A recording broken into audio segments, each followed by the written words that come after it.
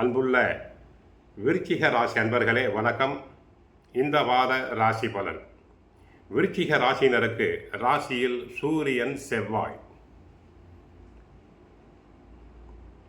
4ஆம் இடத்தில் ராகு, 5இல் சனி, 9இல் குரு அதிசாரமாக இருக்கிறார், 10இல் கேது, விரயஸ்தானத்தில் சுக்கிரன் இருக்கிறார். ஜென்ம ராசியில் சூரியன், செவ்வாய், 4இல் ராகு இருப்பதால் தேவையில்லாத நெருக்கடிகள் ஏற்படும். உங்களது முன் கோபத்தை சற்று குறைத்து கொள்ள வேண்டும். 2 அக்னி கிரகங்களும் போட்டி போட்டு தங்களுடைய ஜென்ம ராசியில் இருப்பதால் அடிக்கடி உடலில் உஷ்ணம் அதிகரிக்கும். யாரிடமும் வீண் வாக்குவாதம் செய்தல் கூடாது. அலைச்சல் அதிகமாக இருக்கும்.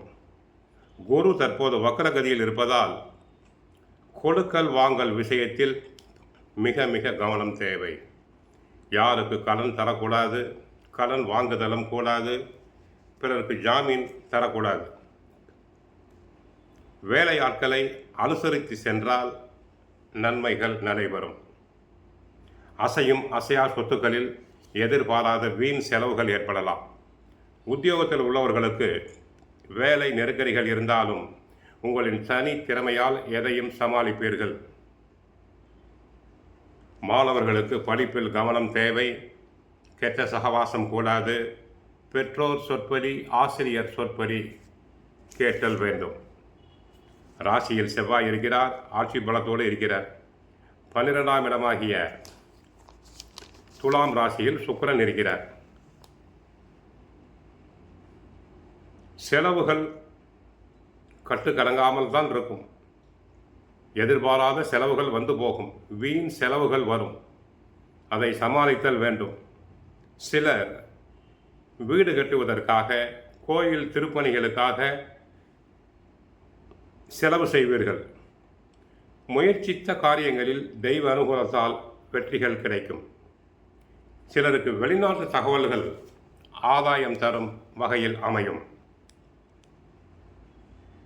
4இல் ராகு இருப்பதால் உடல் ஆரோக்கியத்தில் கவனமாக இருத்தல் வேண்டும். கண் எரிச்சல், இதய நோயாளிகள் போன்றவர்கள் சற்று கவனமாக இருங்கள். அடிக்கடி வேலைக்கு உண்ண முடியாது. ஏதோ ஒரு சிந்தனையில் தூக்கம் கெடும்.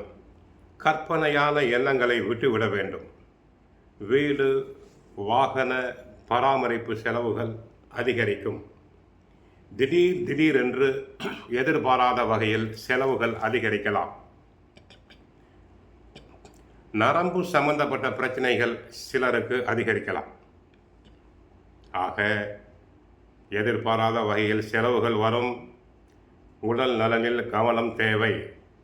கோவிலுக்கு சென்றால் நவகிரகத்தில் உள்ள செவ்வாய் பகவானை வழிபடுங்கள். முருகனை வழிபடுங்கள். கந்த சஷ்டி பாராயணம் செய்யுங்கள். இந்த வாரம் சிறப்பாக இருக்க வாழ்த்துக்கள். வாழ்க வளமுடன், மங்களம் உண்டாகட்டும்.